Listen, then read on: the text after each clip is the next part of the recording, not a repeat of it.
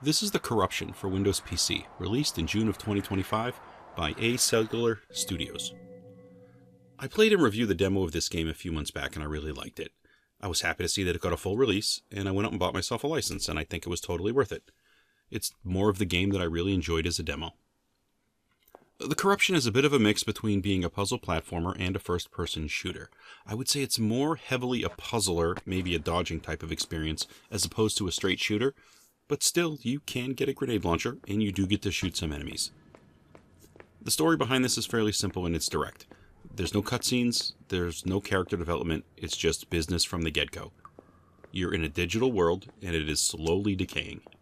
So the pursuit here is to survive all the pixels and the different levels and make your way through the maps to the end. Now, the end of each level or section is where it gets a little nebulous. The first few levels, it may be you finding a hole in the ground and just dropping down into this sort of electrical void. Or it could be you walking into this sparkling object.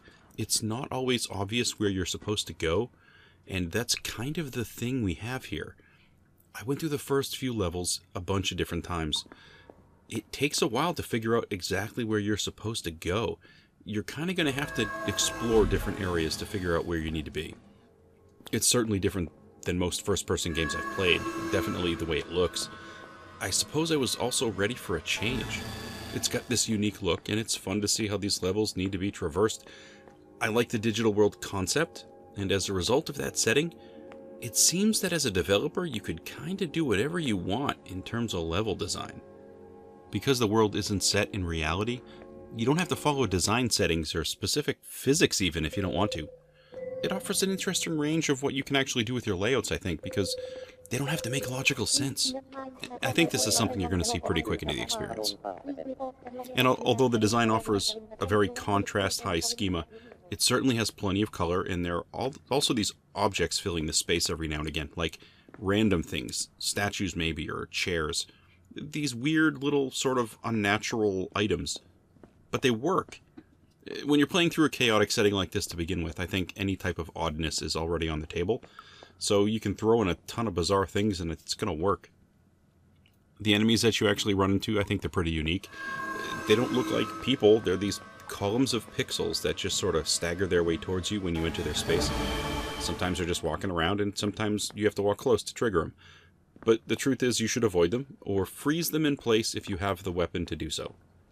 You can also lure them into barriers. There's this bright orange color barrier. It's a color that actually permeates a variety of things here, but the barriers specifically.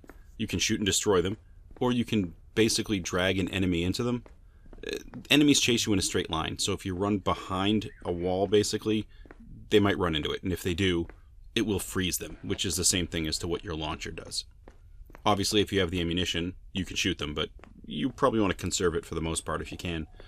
Also, if you shoot an enemy a second time, after they've been frozen, that will make them dissolve. The truth is, saving ammunition and dragging enemies into barriers is very useful, and it's something you should probably learn how to do.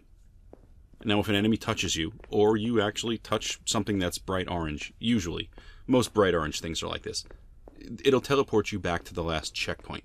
This isn't a game where you get killed and lose a life.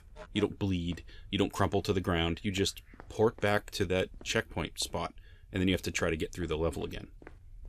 Teleporting certainly isn't a problem on the early levels because it doesn't usually set you too far back. But when you start getting into some of the deeper levels, though, you're going to start to feel the sting of getting pushed back a little further than you'd like. Now, there's some obvious enemies that are running around the levels, but there are other things that can affect you as well.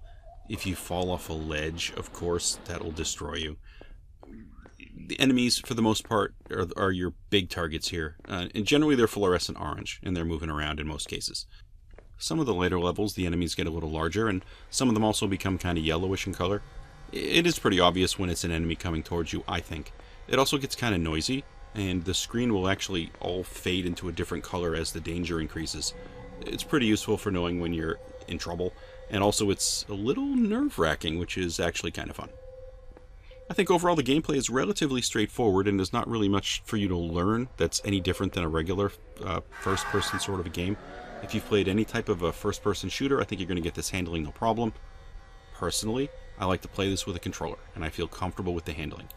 I do bump the look sensitivity up, though, to a 2.4, maybe a 2.5. It just feels like it's set really low by default. And you also don't have to worry about scrolling through a ton of weapons to try to find one that you can use. There's really just the one, at least the one that I found, and you don't even have it on all levels. When you do get it, it's certainly useful to stop enemies and break barriers. It's a right trigger thing, it shoots a standard shot, but after a while the left trigger actually launches a sticky sort of grenade that you have to use to get through some of the white barriers that occur in the later levels. You certainly don't have unlimited ammunition, and shooting in this game is more of a lob as opposed to a straight shot from a distance. So you're going to need to adjust to how the weapon actually fires its projectile. You can get adjusted to it, it's not so hard, but it's definitely different. You do get recharge places for ammunition, of course, but they're certainly not everywhere when you need them. And this means you're going to find yourself in situations where you're not armed, and you'll need to run around and do your best to evade enemies. It feels like a good mix in my experience so far anyway. It's not the type of game that you can initially run through shooting everything. That's just not going to work. I suppose as you become more expert at this, speedruns are going to be really fun to watch. You get a lot of turns, staircases, and ledges. Seeing somebody that's kind of expert running full speed through this would be really cool to watch. I know what my experience has been like and how long it's taken me to navigate some of these levels, but once you know the path, I imagine you could make some really interesting runs.